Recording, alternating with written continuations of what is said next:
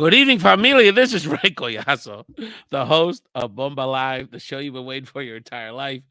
Thank you so much for joining us. I know we're a little bleary-eyed because history has been made today. Former President Trump, of course, has been indicted by the New York District Attorney. We'll get into the counts. But look, we are, there's certainly legal scholars that can dive into the merits of this case. But I wanted to get together with my compadre and to talk about just the spectacle of it from a media perspective, the politics of it. I know he has some questions for me about that. And it was only appropriate to have a son of New York, a son of Manhattan, a child of Manhattan here with me. Elbert Garcia, what's up, brother? Hey man, what's up, man? How's it going? uh, it's dizzying. It's history. It's there's so many emotions. There's obviously a level of poetic justice to it. There's obviously a lot of social and political ramifications.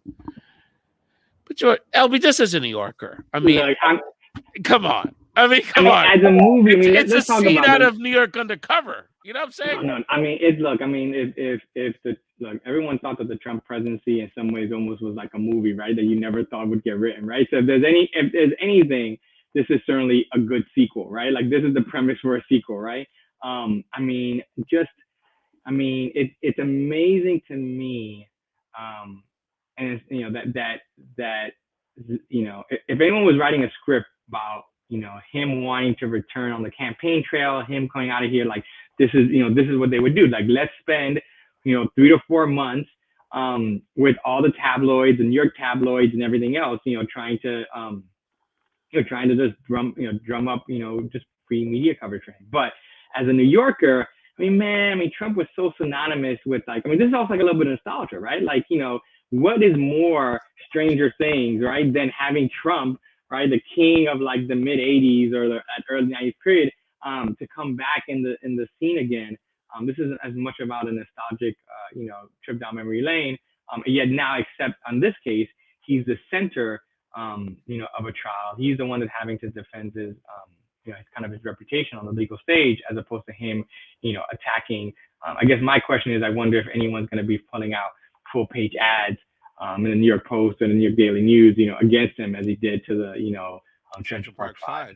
It's interesting. This morning, I texted you and a couple of our New York buddies and said, amongst other things, there's obviously lots of ramifications, and we'll get into all of it. But I said, this is going to certainly take the cake. It's kind of like the most salacious, most high profile New York court case we've ever seen, but we've seen a lot of them. So I'm like, did he knock John Gotti off the pedestal, or is he going to? There's a lot. And then, of course, the Dominican baller Jorge Martinez shot a lot. The Bernard Getz case. Remember that back in the days? The Scarlet Diet. Leona Helmsley, the Queen of Mean Dog. Son of Sam. You just don't know. Again, it's like Jorge came out with some classic joints, boy, from the crates. No, we haven't seen this in New York in a while. We haven't That's seen what I'm saying. So there used to be a lot in the 80s and 90s, though. There was a lot of cases like this. There was. Well, I guess post pandemic, I guess this is a way to get people back in the. So, but can you imagine? Like the legal analysis on things like Court TV or not even like CNN, like all these other smaller places. There's going to be an entire industry that are going to be built on this. There's no question about it, and it's such a tease because not much will happen until December 4th unless he's so. Because that's when the court case is. He's so undisciplined that it's possible they're going to pull his coat and deal with, gag orders and eventually, retaining him, because he's definitely like being very disrespectful to the court. Donald Jr. posted a picture of the judge's son, Juan Marchand, Colombiano from Jackson Heights, who I think a lot of people from a Latino perspective, I think a lot of people are going to get to know him and find him to be kind of a real dignified cat and, going to represent for the Latino immigrant New York community, the Colombianos, that thing on a lot of levels. He's going to come out of this, looking good. LB, you're not only a son of Manhattan, but a son of town. And Alvin Bragg being from Harlem, district attorney. There's so much irony and there's so many, the fact is 2023, and you have a black mayor, black district attorney dealing with this. There's so many fault lines, though. It's really interesting. There's so many fault lines here, and I think the thing is, when you read his bio and to the people who know him, I mean, Alvin Bragg is a pretty much a very straight laced kind of guy, right? Alvin Bragg is not looking to become mayor. He's not looking to do in terms of any of those things there, right? Like he's looking to serve the law. So I think you're gonna get people are gonna people are gonna learn a lot about Alvin Bragg. But I also think that we are living at a time the people are kind of questioning the whole purpose of like we spend talking about we're from a generation, a bunch of us who went to folks of color, for first generation Americans, first generation college students, going with the Alvin Braggs of the world, right? Going to school with some of these folks and some of these cats, right? And it's not lost on me that in a year where the Supreme Court is looking at affirmative action, where there are attacks on diversity and inclusion initiatives from companies, even in places like Florida where you have like literally the NHL diversity hiring was canceled, right? Diversity hiring event was canceled because of kind of shenanigans from Governor Ron DeSantis, right? So it doesn't, it doesn't, it shouldn't be lost on any of us, right? That here our former president is trying to like attack, a bunch of folks, and he's just the latest in a string of accomplished folks of color who he can try to bring down with that kind of silliness and baseless claims. It's been interesting to see, some people are like, "Oh, I'm sad for the country. It's a sad day." Some people are obviously happy. Everyone's kind of trying to calibrate the political elements of it. It ultimately it is sad, but it's not sad because of him. It's sad because of us. Because on some level, look at how much the Republican Party. I mean, the fact that us as Americans allowed this to go on as far as it has, with him, especially in particular, because he's been breaking laws and never been held accountable this man's entire life for anything, and as Americans, we've allowed it from presidents. The fact that presidents got rid of away with all kind of stuff forever and ever, and elite white men have gotten away with stuff forever and ever, and we've gotten to the point in our politics where we're so jaded and we're so very conflicted as a society around, do we really care about democracy or not? And we allowed this man to even be in our politics, much less be the former president. So LB, how are you feeling, I guess, about the whole thing? I mean, look, I think that this is definitely a time where, and we've seen it, right? We saw it, in the election of 2020. We saw it also on January 6th. We're going to see it again and as the election cycle begins to gear up. Democracy is being tested, right? And not just democracy, right? But just like, what does it mean, right, for us to talk about that, right? In some ways, it's hard to feel that. But I also think it's also kind of a quick celebration of it, right? Like, I am glad that we are living still in a time and place where a local DA, understanding, what is at stake, is not afraid, to seek justice, even if it's at the, in the sphere of influence of the president, right? That we still live in a country where people can do that, right? And that people are not afraid to do that. And I know that, of course, that there are a number of folks in terms of Republican governors, the Republican governor of Florida being one of them, right, that would rather, govern in a much more authoritative way. And we've seen in places like Florida, I'm harping on Florida because in many ways, like, it really is like the canary in the coal mine around, when it comes to democracy issues. That's right? a whole like, other show. It is. But dangerous, that guy. What's important to know here, and I think you see the House GOP trying to figure this out, is that, like, there is a textbook script of taking, trying to take local democracy away from local jurisdictions, right? And so at the end of the day, right or wrong, look, what gets lost here, right, is that it was a grand jury indictment, right? There was clearly 12 New Yorkers, right? People who were picked to be unrepentant, who agreed that there was enough evidence, right, to move forward on something. And let's be real, this isn't the first indictment that Trump's had. I mean, he got indicted twice in terms of like for in terms of an indictment around in the House, right? I mean, there's clearly a lot of Yeah, evidence enough to question that, right? And so, yeah, unlike some of the other points here, he has to actually face the law, right? And it's a tough pickle for a bunch of folks who are so law and order and talk about law and order all the time. But law and order has to be applied to everybody, right? And that that's has right. to be applied That's right. to the former president. And I predict that it's going to push because it's clear that the feds didn't want to be the first. So I think it's going to give Fannie Willis and Fulton County a little more animo. I think it's going to give the feds a little more confidence and kind of put them on the spot like, well, these local people who are black prosecutors had the confidence to do it and stick their necks out because I think Fannie's coming next. I think it's going to give them more, especially on the documents case. I mean, God, how open and And shut don't, is and that? don't and don't forget Letitia James in terms of the New York State Attorney General, No, right? Like I mean, don't in more terms on the of money side, but there's yeah. right. So I Look just at the think that irony. Look who's holding up the democracy and the rule of law in this country here. You know, yeah, no, I three think it's Tennessee Democrats were expunged from the Tennessee House of Representatives for just expressing their views and supporting these children, these young people, these courageous young people that have been protesting at the Capitol in Tennessee over the last few days around the gun stuff. We're gonna take a quick break, LB, and then we'll come back. We'll talk about the politics. Does this help Trump? What's going on with Biden and the national scene here on Bomba Live? Talk to you waiting your whole life. Like they all know, even though we don't want it to be like this, we don't want it to turn violent, we don't want it to get to this level of either life or death, but I feel we all know what we're risking here, and it's so much worth like each of our life. This is bigger than any of us, it's Puerto Rico, it's our land.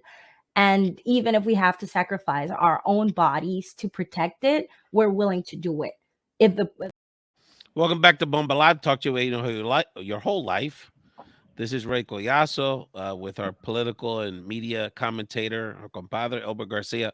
Elbert, so Trump is at a tick in the polls. I think part of the dynamic is simply he's omnipotent again. He's everywhere. So it's just kind of like people reminding, it's like reminding people of the old days kind of thing for his supporters. On the flip side, DeSantis has come out the box as an opponent, very weak, unlike as a governor in Florida, where he's like authoritarian dictator level strong in terms of implementing these ideas. But as a candidate, he's coming off like really weak. He said he would protect Trump in a potential extradition hearing. And he's generally just been, kind of like one toe in, one toe out, and not really, he's really trying to act like Trump light and not really acting like a true alternative. So that's no question why and now people get to know him. He's actually like, there's no charisma. There's just not much there on the candidate side. So those factors, Trump is stronger, but certainly you could argue he's weaker in a general, which has kind of been the dynamic that's been the case for some time. I mean, he already lost in 2020, so I don't think he's gaining more supporters. I guess my question to you is, Albert, is that looking at the Democrats, so Biden is not announced, which is sort of freezing the field because everyone's assuming he's going to run, and I don't think any real strong. I mean, Marianne Williamson and maybe some alternative candidates, but nobody particularly formidable, I think, is going to run. But assuming he runs, there's a big chunk of the electorate, the Democratic electorate that voted for him that isn't really excited about his candidacy. So I guess the question is, LB, is what did the Democrats do to move forward, whether it's Biden or the larger establishment giving people something to believe in? Because that's the bigger challenge than anything. Yeah. I mean, I think that's a bigger challenge, even on the GOP field, right? Like, I mean, even giving them, like, they want to also have someone to believe in, because in many ways, even the discussion around Trump is kind of really rooted in Trump, not necessarily the country, right? Like in terms of what he can do for the country, right? Yeah, that's right. And by the way, that what's odd about that is they seem okay with that. That it really, because they're not. Well, I mean, they don't seem to be looking for policy. They seem to be looking for power or like a persona. Well, I think that's what it is. It's a cult of personality, but I think people are looking for power. I think people are looking also to have the power to keep, to keep in some way for some people, especially when some of these attacks around the cultural issues, people want to like keep the power to just keep what they have, right? And I think, I honestly think that like, the economy is one of those things that is going to actually be much more important than I think people are, realizing, right? I mean, they've been forecasting, it feels like for the last 6 months they've been forecasting around like this economy is going to drop, like where everything, and we've seen obviously corporate layoffs, and we've seen in terms of things going down like Silicon Valley Bank and things like that, and yet like we still are in this kind of like it almost doesn't almost feel like it's real, right? And granted, there are people who are in real economic pain, so I'm not saying that it isn't really going on, but on the coverage in terms of the national media kind of scene, it doesn't seem like it. So I think, I think what Democrats have to do, and I think what they have to do is relatively simple. Whether they can do is another question, right? But I do think that I mean, they have to really.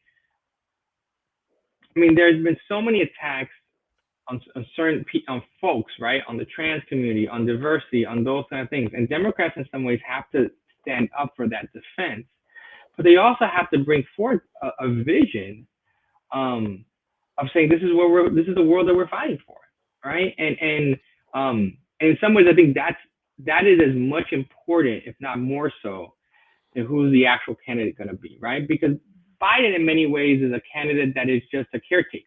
He's a caretaker president, right? He's basically saying, the line is drawn here. This is a buffer against, the hate or the extremism. Transition figure. That's what he said. He's a transition figure. So, I mean, the real question, I think politically speaking, I think the question will be like, what is Kamala Harris' role going to be, right? Are Democrats going to dump her? Are they going to attempt to elevate her? That's probably going to be a 2028 question. Are they going to keep her in terms of that kind of way there? But I also think that on the ticket, she's got going anywhere. I don't think that's an issue. But I mean, I think so. But again, people are talking about, not being excited. In some ways, they're not excited about the ticket. It's not just about Biden. Some people might not be excited about the ticket. I agree with that. I think it did. At the end of the day, the only way Biden's not the nominee is if Obama walks away from him. But then that ends up, because that's for Kamala, and that's not going to happen. You know what I mean? Like that doesn't really work either. So I don't see it. I will say this. And Biden might tell him to go fly a kite on some level. You know what I mean? He's the president. Think about he won, unlike Hillary. So think about this. Think about this. For all the talk about a red wave, right? We all so know that if it wasn't for the fact that the New York congressional campaign folks, kind of like threw the pooch here, we'd be talking still about a House Democratic majority. Slim. That is an interesting thing, right? Because no Democrats, none of us ever seem happy. Right, but at the end of the day, we're politically not doing bad. If that makes sense, we are seeing progress. Right. You captured the Senate, right? You captured are they tight victories? Are they tight things? I mean, I think this is the thing. The question is whether or not Democrats, and this has always been the case, can Democrats win the tight battles, right? And if you compare it to sports, right? Some people will be like, well, everyone wants to be like UConn. Right? Everyone wants to beat people by 10 or 15 points, right? People want to have clear majorities and clear mandates and things like that. But we're not living in a clear mandate world because things are just complicated, right? But I would say this. I think part of it is, and this is kind of what I think is the bottom line for Democrats, is that there's just a general, and part of it is the propaganda and the whataboutism, but I can understand people legitimately being frustrated with Democrats across the board, from even the local level. We're seeing this mayoral election in Philly, and people are just like tired of Democrats have run the city forever. There's a lot of real problems, and you can understand where people don't feel like people are really fighting for the issues that we care about up and down the ballot. So is Biden, to your point, Biden's sort of doing his job in a lot of ways, and I sort of struggle with how I feel about Biden, because I kind of see him from a overall perspective and then a Latino perspective, which is, to me, is distinct. But I mean, Kids are dying, you know, and I don't think people, even though there are examples of this, people don't really see Democratic leadership up and down the ballot really like leading and really fighting is kind of the word. I want to find a better word. And there's a lot of reasons for that, and some of that is not fair. By the way, Janet Prostasevich in Wisconsin Supreme Court looks like she's going to win. LB, breaking news. So democracy looks like it may be saved in Wisconsin. But so I think that's a bigger problem, is that we have to see that we're really fighting for these things, and it's unfortunate because on some level I feel like we all need to leave Biden alone. He's doing fine, and he can beat you know, he's the most likely person that could win, and we got a lot done. If you look at the Congress last time, bipartisan and a lot of good things. But the flip side, as a Latino, I'm really frustrated by the guy because I know he doesn't prioritize our stuff. And if you look at where there were opportunities to really go to bat for Latinos, he hasn't for the most part. So I kind of struggle with that. And but I don't want people to walk away from him. And he's certainly much better than the alternatives. So, these are the things that as activists we have to balance, but we have to push these people and we have to fight too. Well, Because, and the thing, I think, if there's anything in this generation of these, certainly these next last couple of years, and certainly these next couple of years, kind of emphasize is that, like, look, government and our elected leaders are just always one part of that puzzle. They just are, right? And I think a lot of folks, I think, especially in our generation, grew up thinking, like, if we do our job, right, we push people into the right leadership positions, then we get to rotate out. Right? People get to rotate out. I went to the ballot, I did my vote, it's done, right? I worked for a couple of years, I did my thing. And what we realize is that, for better or for worse, the forces that are trying to move the direction of the country in one way are still pulling, right? And our jobs are not done, right? And what's hard, I think, is that, like, we also need to think about, like, how we shift and expand leadership. And you see that with the Democrats, like, there is there's an age gap for a reason, right? And part of it is that for a number of us, especially our generation, we grew up thinking of the impact that we had to make. There were other places and there were more opportunities to do that stuff. And now you're kind of beginning to see folks kind of returning back into the fold and saying, well, you know what, like, we have a responsibility to do other things. So I also don't want to sleep on the fact that a lot of the wins that might not seem as sexy or, like, to the social, we're really being pushed by our younger folks. Like, they're winning some of these battles, right? And no doubt. there's a generational.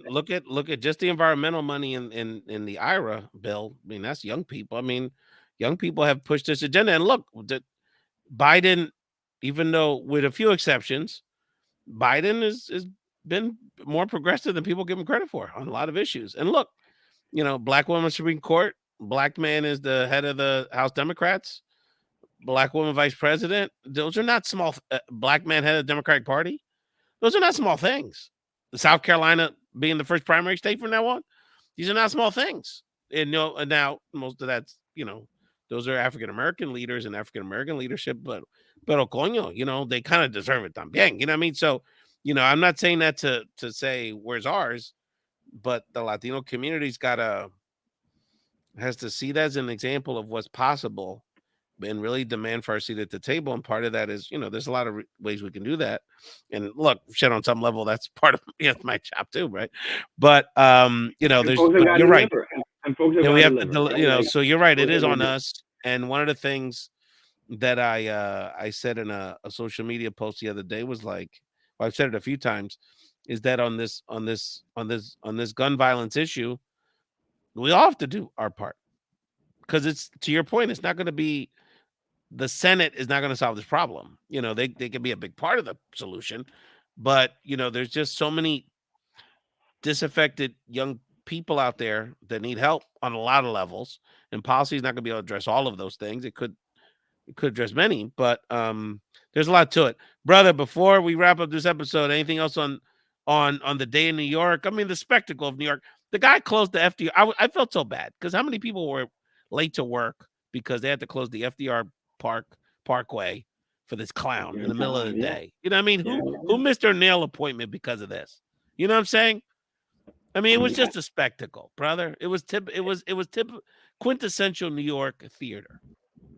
It is, but I'll tell you what. I'll tell you who's not complaining.